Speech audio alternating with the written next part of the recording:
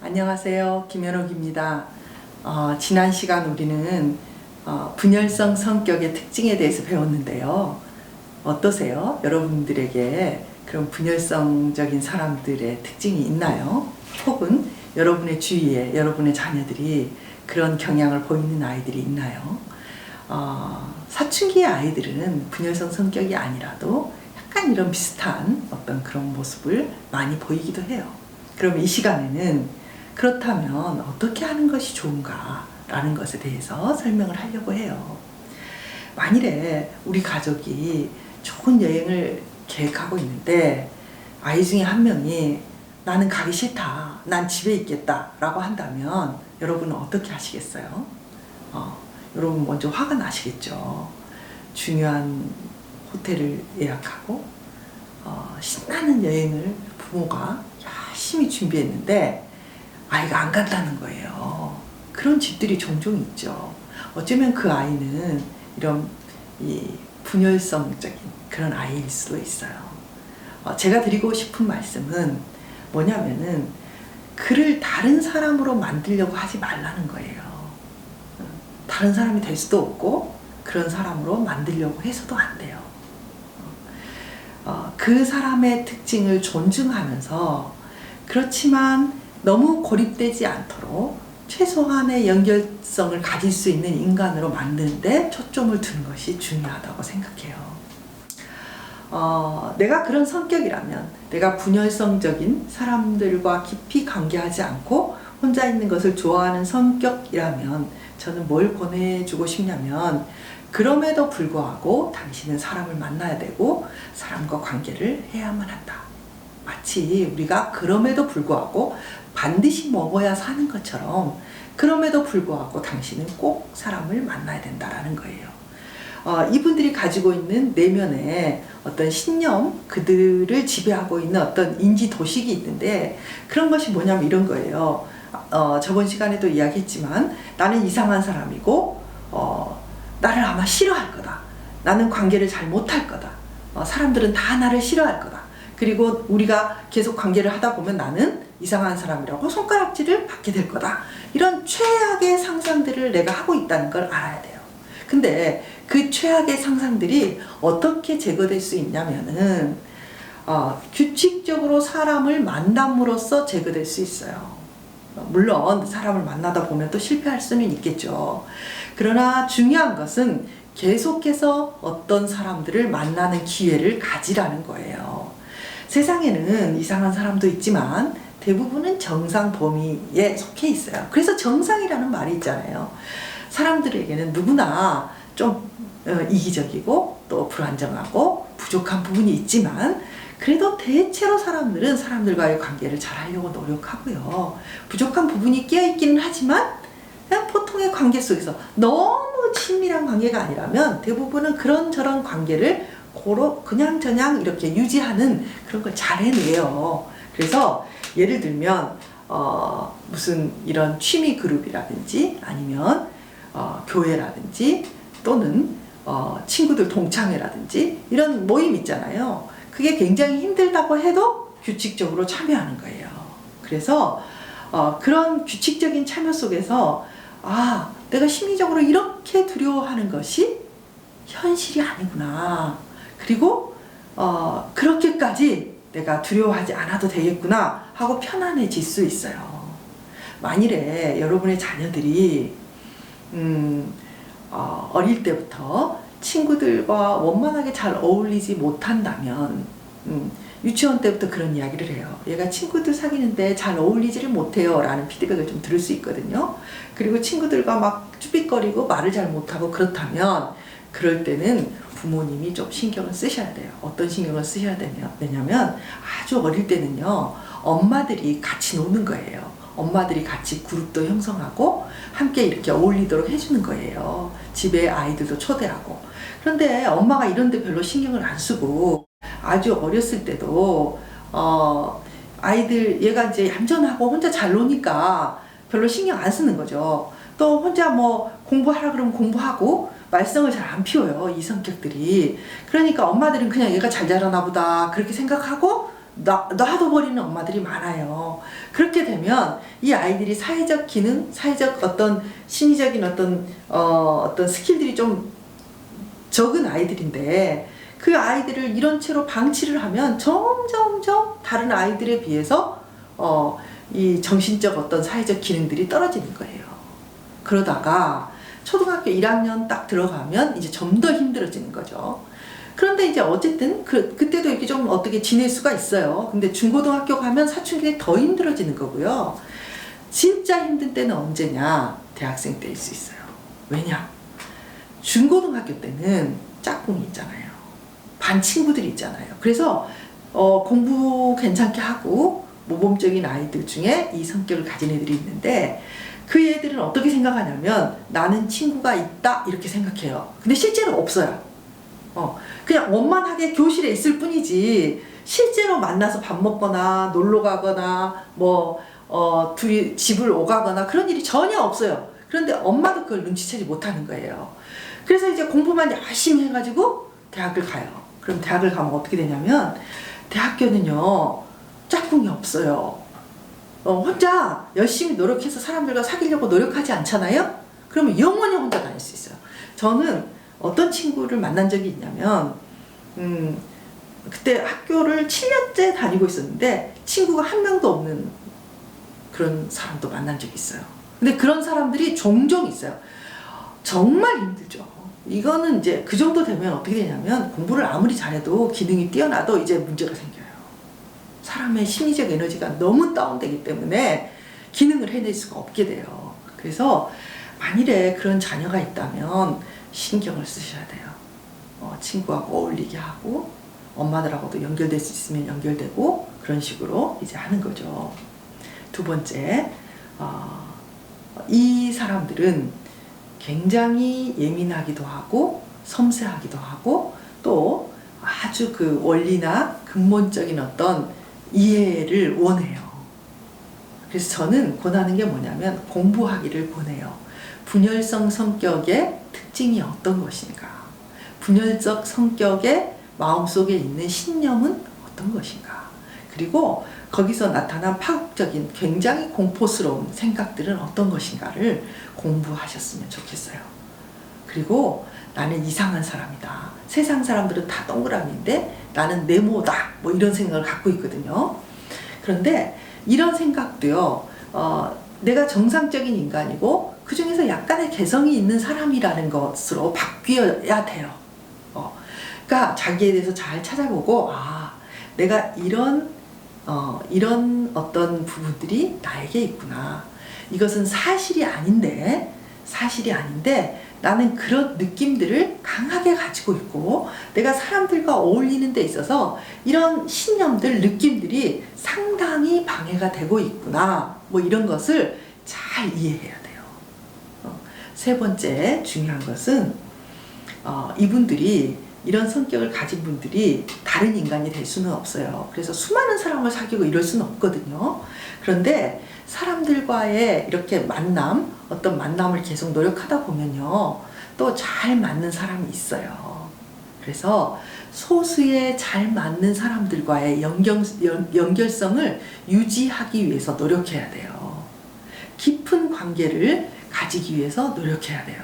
그러려면 어떻게 해야 되느냐? 좀 카톡도 하고, 또 좀 안부도 묻고, 종종 내가 필요 없을 때라도 뭔가를 하는 거죠. 어떤 분이 오셨는데 사람들이 자기를 다 싫어한다는 거예요. 그래서 자세히 물어보니까 싫어하는 게 아니라 관계를 안 하는 거예요. 그래서 그러면 당신은 다른 사람이 싫어할 행동도 하지 않고 좋아할 행동도 하지 않았기 때문에 싫어하지 않는다. 다만 아무것도 하지 않기 때문에 사람들은 당신이 자기를 좋아하는지 사귀고 싶어 하는지 무엇을 하고 싶은지를 모른다. 그러니까 이제 제가 어떤 몇 가지 행동을 권했어요. 그게 뭐냐면 이런 거예요. 카톡에 이렇게 단체 카톡 같은 거 있잖아요. 사람들이 이렇게 무슨 말 올리면 밑에 댓글도 좀 달아라. 뭐 다른 댓글 아니에요. 그냥 뭐 하다못해 하트라도 하나 날리든지 또는 뭐 웃음이라도 하나 올리든지 사람들이 자기가 어떤 글을 올리잖아요. 그러면 올리면서 좀 어떤 마음이 있냐면 내가 이 글을 올렸는데 아무도 답을 안 하면 어떡하지? 뭐 이런 두려움을 가지고 있어요. 또 다른 사람이 나를 싫어하면 어떡하지? 이런 두려움은 모든 인간이 다 가지고 있는 거예요.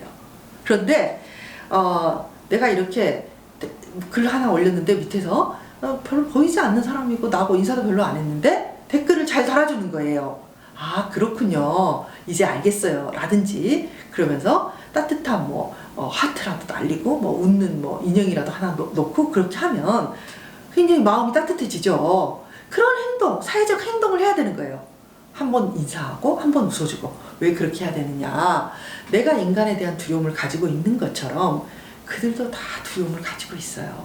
여러분들이 그런 사소한 사회적 행동을 하지 않으면 사람들은 어떻게 생각하냐면 아, 저 사람이 나에게 관심이 없구나 이렇게 생각하는 게 아니고요. 저 사람이 나를 싫어하나 보다. 혹은 더 나아가면 저 사람은 나를 무시하나? 뭐 이런 생각을 하게 돼요. 그렇게 생각하게 하는 행동을 하지 말고 조금 더 사회적 행동을 하는 거예요. 그냥 일상의 인사, 일상의 응답하나, 말하면 웃어주는 거, 길 가다가 인사하는 거, 처음 만나면 아는 척하고 웃어주는 거, 뭐 이런 사소한 행동들이 사람들과의 만남을 굉장히 부드럽게 만들 수 있어요. 무슨 고도의 행동이 필요한 게 아니라 그냥 웃으면서 같이 있어주는 것, 고개를 끄덕여주는 것. 근데 보통 이런 분들이 이렇게 그냥 무뚝뚝하게 있어요. 무뚝뚝하게. 그러면 아, 저 사람이 사람들과의 관계가 힘들어서 무뚝뚝하게 있구나 그렇게 생각하는 게 아니라 사람들은 겁에 질려 있기 때문에 나를 싫어하나? 저 사람이 나를 무시하나? 뭐 이런 생각들을 하게 돼요. 여러분이 두려워서 뜨는 그 눈빛을 가지고 사람들은 어떻게 생각하냐면 나를 째려보나? 이렇게 생각할 수 있단 말이에요.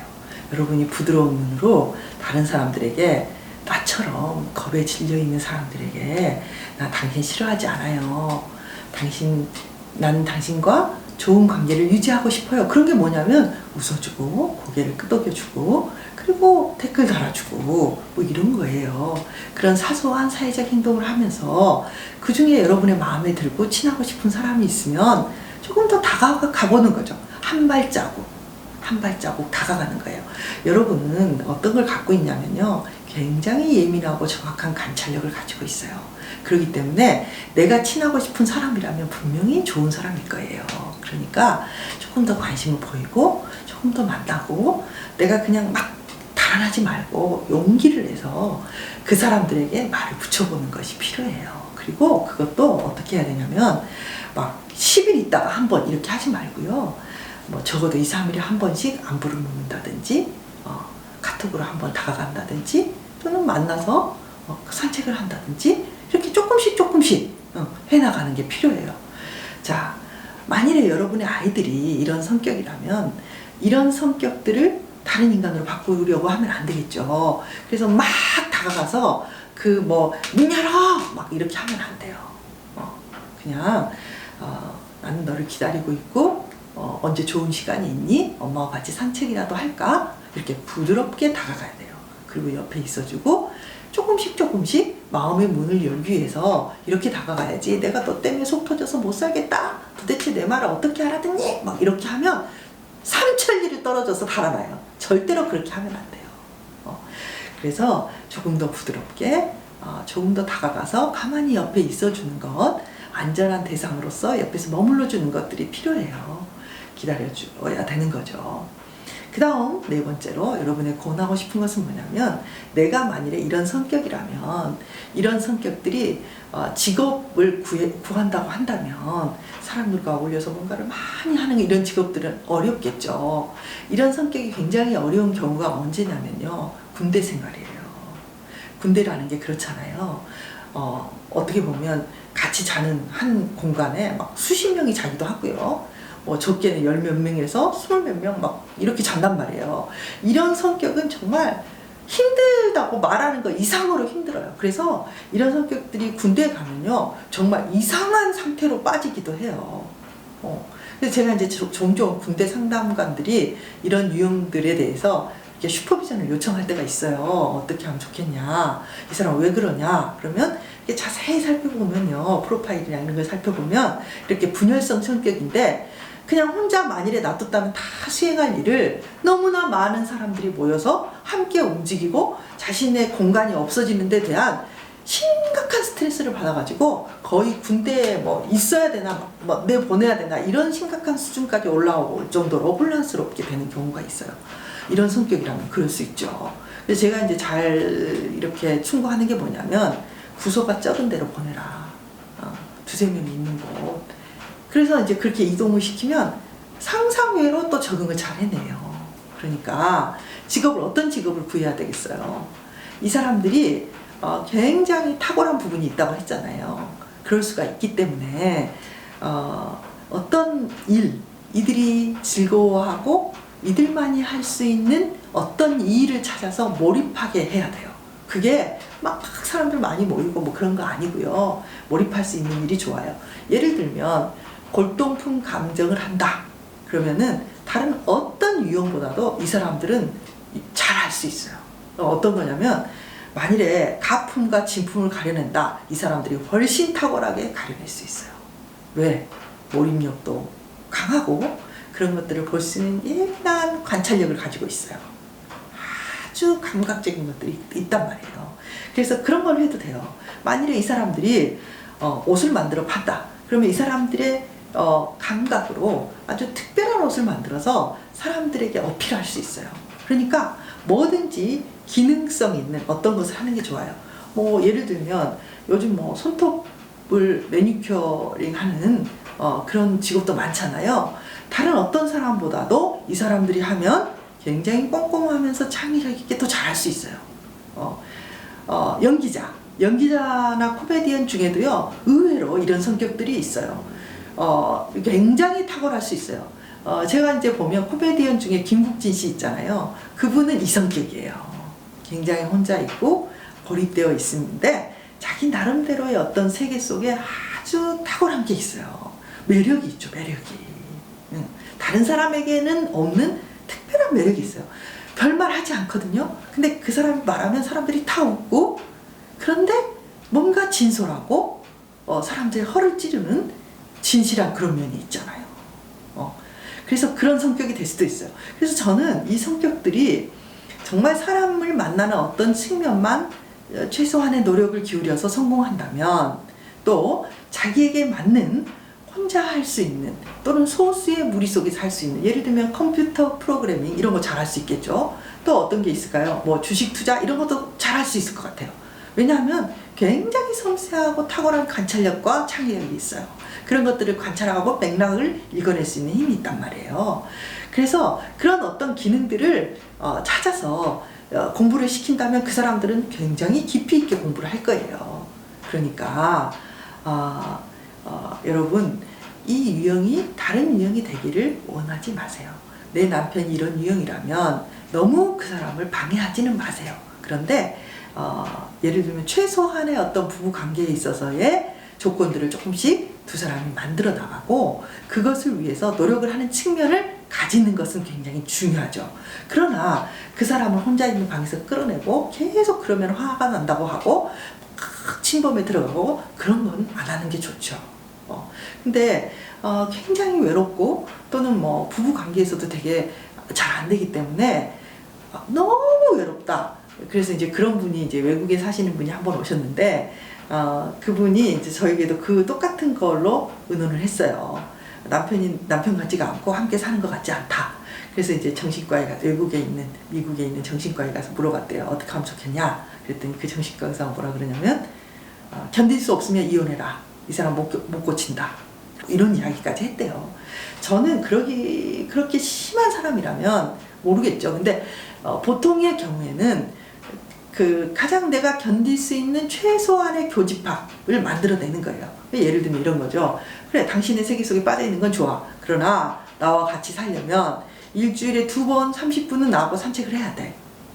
또 내가 당신과 이야기할 수 있는 시간을 뭐 어떻게 해야 돼. 그래서 이것을 이렇게 규칙적으로 만들어 놓고 그 속에서 그냥 하면서 좀 더 이렇게 교감을 하는 시간, 또 나를 만족시킬 수 있는 시간들을 만들어내는 것이 좋다고 생각해요. 여러분 어떠세요? 이해가 되시나요? 여러분 주변에 혹시 가족이 아니라도 모임이나 어떤 단체 속에 이렇게 들어와 있지만 늘 잘 나오지도 않을 뿐만 아니라 모임에 참여하지 않고 있는 분열성적인 사람이 있을 수도 있어요. 여러분이 그들을 이해하기를 바라요. 그리고 그들을 안전하게 시켜주면서 강요하지 않으면서 따뜻하게 품을 수 있는 그런 사람이 되었으면 좋겠습니다.